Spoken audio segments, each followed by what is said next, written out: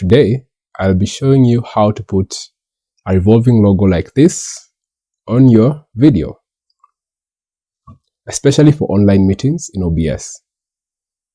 But this video will be split into two: how to turn a PNG into a revolving 3D logo in Vinci Resolve, how to export and add it to your OBS so that it appears as a revolving logo during your online meetings.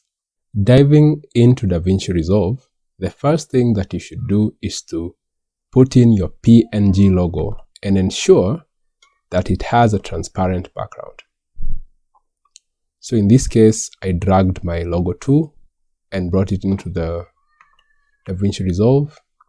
In this tab, which is called the Media tab, the first tab.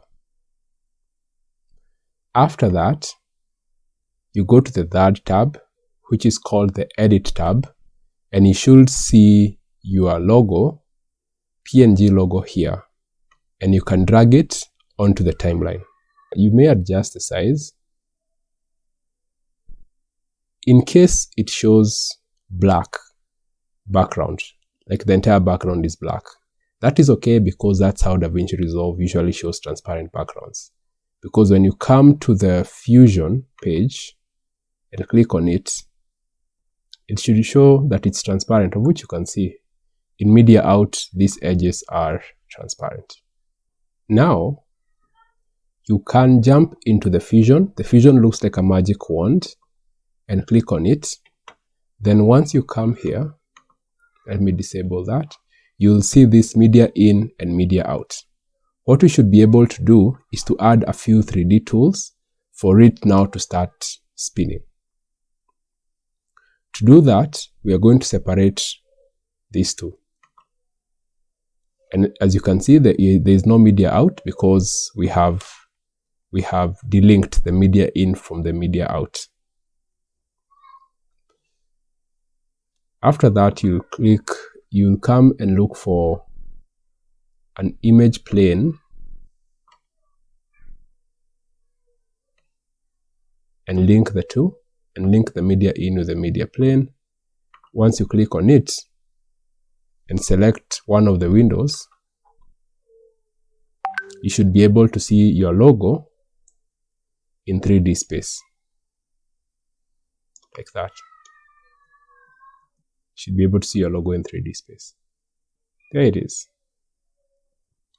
After the media plane, you will duplicate the output, duplicate 3D and add. And when you click number 2, you'll see the duplicate key, or rather you'll see the duplicate logo on the second screen. And this is where we are going to add some controls. To do that, you're going to click on the inspector and then add a number of copies on this first part. Let's add 100.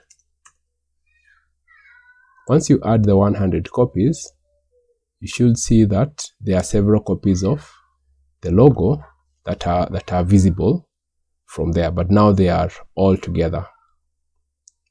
From there, you will add the offset.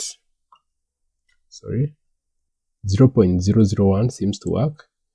So essentially, the 3D is not a true 3D, but it is essentially just layers upon layers of copies of the logo. But now, when you try to spin it by coming to this one, you'll notice that they are quite chaotic. We need to add another node to link them all together. So we'll add a transform node. When you come to the inspector and you rotate them,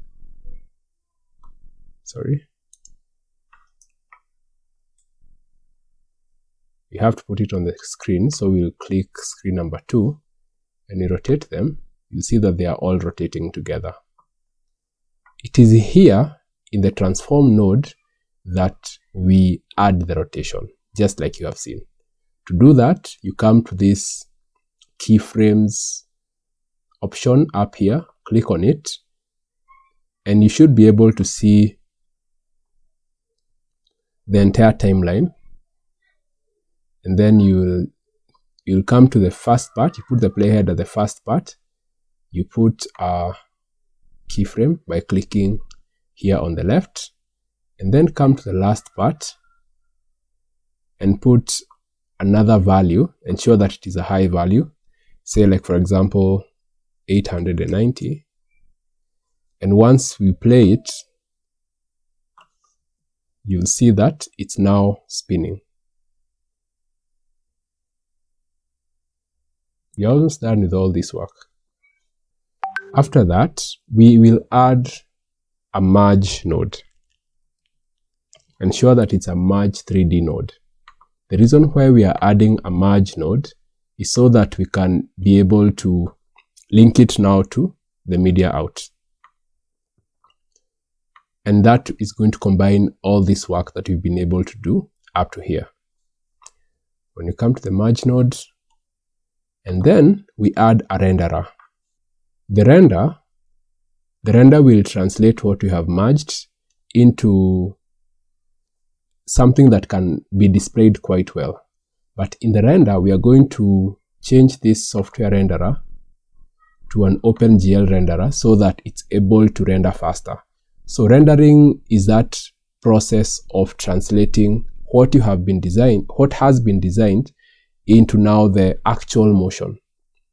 Similar to what happens even in movies with cartoons and all that. And from the renderer, we can now bring it to the output. Just before I show you the output, if we come to the edit window, you can see that nothing is being displayed. But once we link the renderer to the output, you'll see that it is now displaying. And the logo is now spinning. In the next video, I'll show you how to export that logo and then add it to your Zoom meetings, just like this, and your videos so that it really stands out and makes you look very, very professional. Thank you very much, and see you in the next video.